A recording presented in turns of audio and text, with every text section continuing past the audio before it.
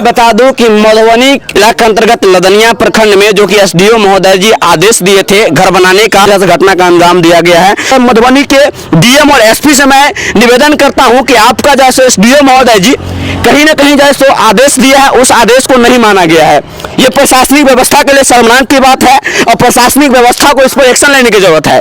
मैं आज दीवार टूटा उसका बात नहीं कर रहा हूं, मैं इसीलिए मैं यहाँ पर आकर के बात करने का प्रयास कर रहा हूं। जो आपके आदेश के अनुसार अगर ये घर बनना था ताकि उसको क्यों तोड़ा गया? क्या आप आदेश दिए थे उस समय आप अपनी अवस्था में थे कि नहीं थे? मैं ये आपसे पूछता हूं और मेरा दर्शक भी यही पूछता है आपसे। और दूसरी बात, जैसा आदेश कागज का टुकड़ा नहीं होता है। क्या नाम है आपका सर? मेरा नाम मोहन कुमार यादव हुआ। क्या आप लोग जो घर बना रहे थे या जैसे वो किसके आधार पर बना रहे थे? सर देखिए, हम लोग जो है, मेरा नाम मोहन कुमार यादव हुआ। हम लोग 4 महीना पहले यहाँ पे काम स्टार्ट किया। हम लोग का जमीन जो है, खरीदा हुआ जमीन हमारे पिताजी के नाम पे केवला है। सही जमीन पे हम लोग मकान बनाना शुरू किए।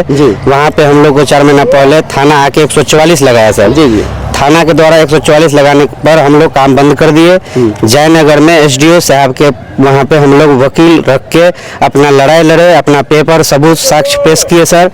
सारा चीज़ दिखाने के बाद हम लोग के पक्ष में 3 महीना के बाद लगभग सर फैसला या अगला जो पार्टी था उसका पेपर को खारिज कर दिया गया।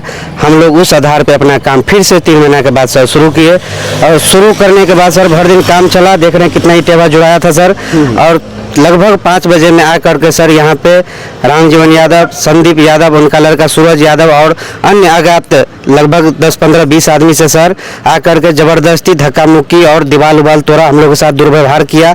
हम लोगों से सर पैसा का रंगदारी मांग कर रहा है 50 लाख रुपया, या नहीं तो जमीन 10 कट्ठा दो और तब बनाने देंगे, नहीं तो तुम लोग को कोई नहीं बनाने देंगे। विवाद अलग मैटर है। आप जो घर बना रहे थे या किसके आदेश के अनुसार बना रहे थे? सर हम लोग को तो आदेश आया था सर साहब का, सर जयनगर से। अच्छा, जयनगर से एसडीओ महोदय जी आदेश दिए, बहुत खुशी की बात है। एसडीओ महोदय जी माननीय होते हैं। क्या नाम है सर आपका? ओम कुमार यादव। क्या ये सही में आप जैसे एसडीओ के आदेश के अनुसार ये घर बना रहे थे? जी, हमारे पास पेपर है, सारा प्रूफ है जी। तब सामने वाला पार्टी नहीं मान ये हुआ मतलब हुआ कि हम लोग के लिए समाज में प्रशासन में कोई जगह नहीं बचा है, कोई साथ में नहीं है, आदेश पे भी नहीं बना सकते हैं। इसका मतलब हम लोग छोड़ के अपना जमीन सर भाग जाए यहाँ से, और या नहीं तो जहर खा के आत्महत्या कर ले सर, और कोई विकल्प नहीं बना। समय में आप आदेश लेने के लिए गए एसडीओ महोदय जी के पास, उस समय वो अपने अवस्था में थे कि नहीं थे, ये बताइए ना हमें। सर अवस्था में ही रहेंगे ना सर, अवस्था में नहीं रहते तो कैसे आदेश देते सर? सारा चीज 3 महीना उसका प्रोसेस चला सर। 3 महीना तक हम लोग लगातार दौड़े सर एसडीओ साहब के पास, वहाँ पे अपना सबूत दिखाया, अगला भी अपना सबूत दिखाया सर। यदि कहीं ना कहीं उनका कुछ कमी था तब जाके हमारा चीज को वहाँ पे आदेश मिला, उनका पेपर को खारिज किया गया सर।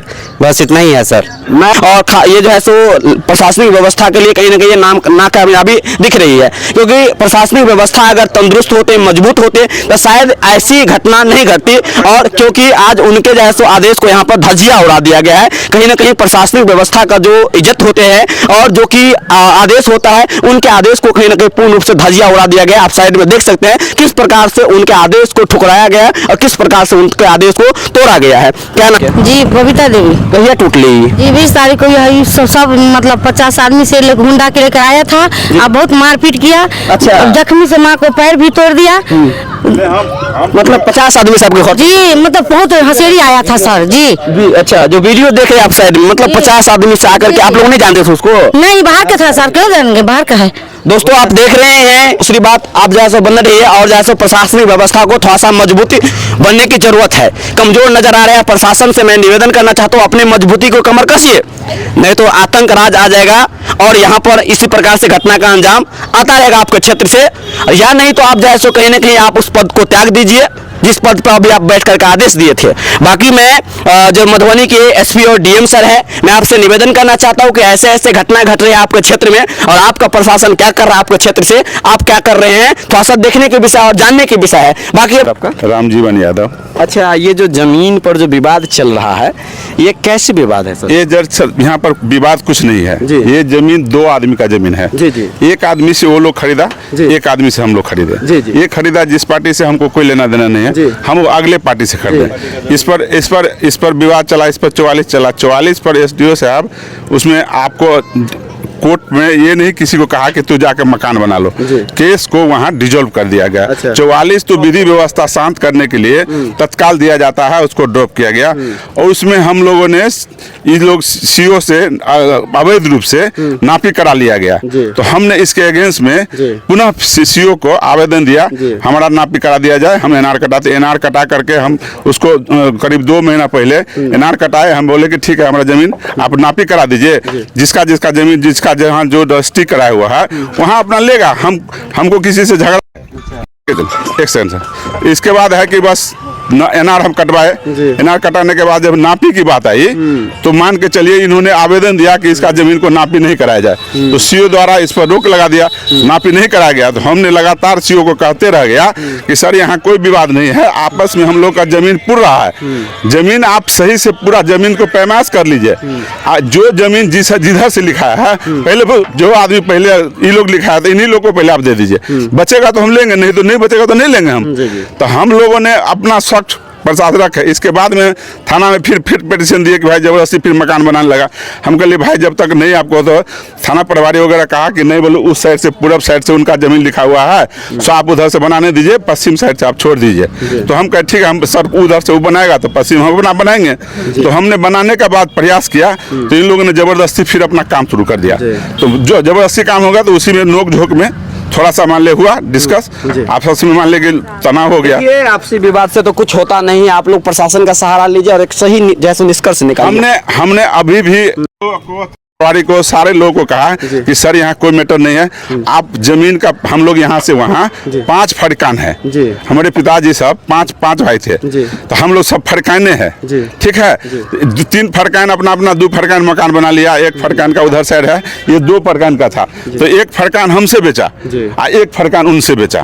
तो ये अपना जमीन पर नहीं जा करके हमारे जमीन पर बलवा करते हैं, हमारे जमीन पर दवा ठोकते हैं। हमारा कहना है कि सर सीमांकन करा दिया जाए, मान लिए उच्च न्यायालय से चाहे जिससे भी हो, सीसीओ से आप पूरा जमीन का पैमाश कर लीजिए। जमीन मेरा अगर पुरता है तो ठीक है, सबको बहिस्सा बराबर कर दीजिए, अगर घटता है तो सबको थोड़ा मैनेज करके सबको जमीन पुरा दीजिए। आप विवाद का कोई जड़ नहीं है इसमें, अगर नापी अगर सही से अगर आज हो जाए तो यहाँ कोई झगड़ा नहीं है। अच्छा, मतलब नापी जमीन का नापी सही से नहीं हुआ, और इसी के चलते आज मान लीजिए लिटिगेंट फंस रहा है। हमारा प्रशासन से आग्रह है कि अपने स्तर से स्वयं प्लॉट पर आवे।